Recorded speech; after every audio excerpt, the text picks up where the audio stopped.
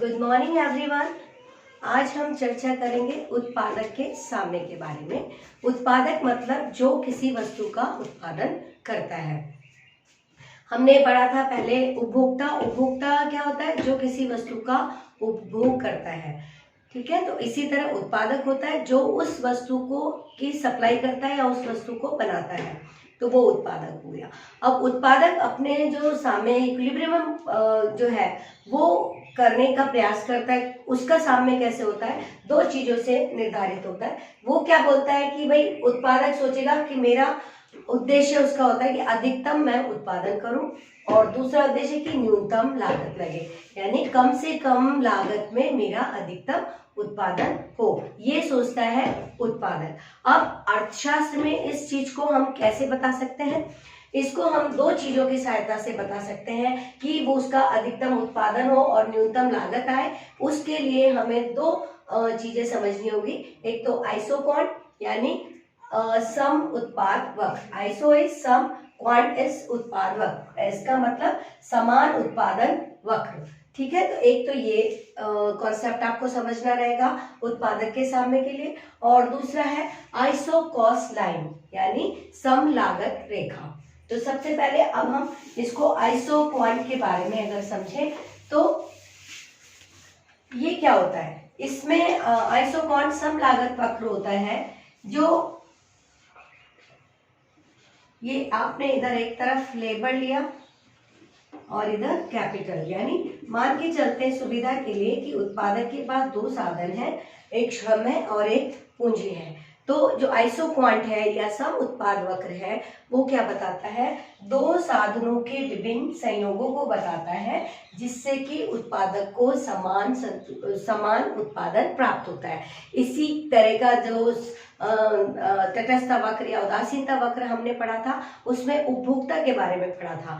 अब इसको उसका नाम क्या था? तटस्थता या उदासीनता वक्र या इंडिफरेंस कर्व था। उसी की तरह जब उत्पादन की बात करते हैं, उत्पादक के सामने की बात करते हैं, तो आपका आइसोक्वांट वक्र समझेंगे। या आइसोक्वांट कर्व क्या हुआ कि दो उत्पादन के साधन है, यहाँ पे श्रम और पूंजी लिया हमने, इसके विभिन्न संयोग। मान लीजिए एक कॉम्बिनेशन है, एक बी कॉम्बिनेशन है और एक सी कॉम्बिनेशन है।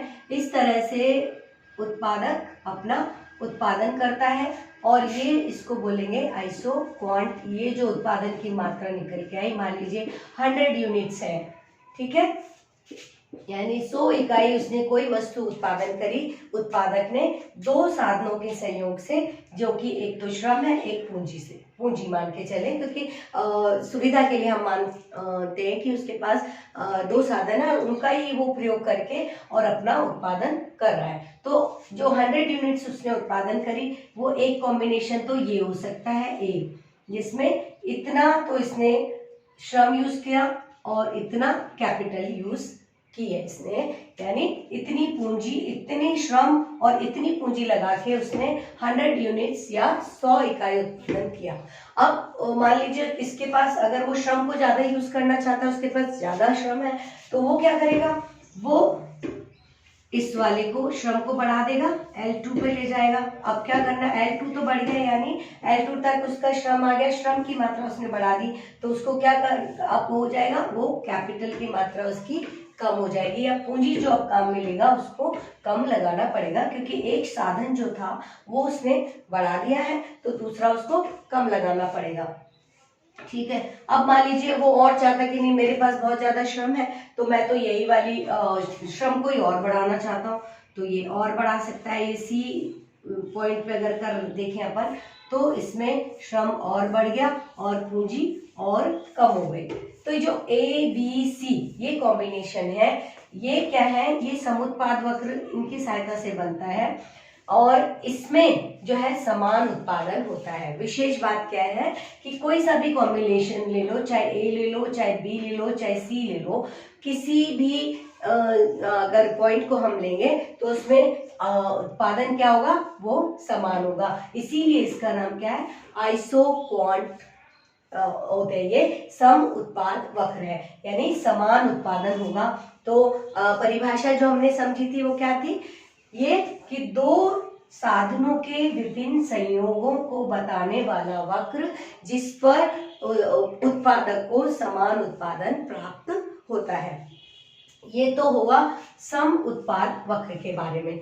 अब दूसरा जो है हम देखेंगे सम लागत रेखा। तो उसमें क्या होता है, सम लागत रेखा, इसको अगले वीडियो में हम डिस्कस करेंगे। तो जहां पर सम उत्पाद वक्र और सम लागत रेखा जहां मिलते हैं वहां पर उत्पादक का साम्य होगा। तो आज के वीडियो में हमने सम उत्पाद वक्र के बारे में पढ़ा। इसको क्या होता है सम उत्पाद वक्र? दो साधनों के विभिन्न संयोगों को बताने वाला वक्र जिससे उत्पादक को समान उत्पादन प्राप्त होता है। अब इसकी भी विशेषताएं हैं। एक पहली विशेषता है कि हायर जो आइसोक्वांट कर्व होगा वो हायर प्रोडक्शन को बताएगा। जैसे ये आइसो 1 है, ये आइसो 2 है, तो किससे ज्यादा उत्पादन मिलेगा? आइसो 2 से। यानी जैसे मान लीजिए 100 है, ये 150 का होगा। तो ये दो साधन है, दोनों के उत्पादन के दो साधन है, श्रम और पूंजी, इनको मिला के उत्पादन हो रहा है। तो जो पहली विशेषता इसकी हुई कि उच्चतर जो समुत्पाद वक्र होगा वो अधिक उत्पादन को दर्शाएगा।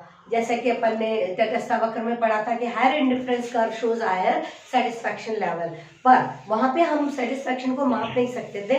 यहाँ क्योंकि उत्पादन है, उत्पादन को क्वांटिफाई किया जा सकता है, अर्थात उत्पादन को मापा जा सकता है। हम इकाइयों में उसको बता सकते हैं कि कितना उत्पादन हुआ, जिसे यहाँ बता रहे हैं। या पहले आइसोक्वांट 1 पर उसको 100 इकाई उत्पादन किया उसने और आइसोक्वांट 2 पर 150 हो गया, तो कितना बढ़ गया?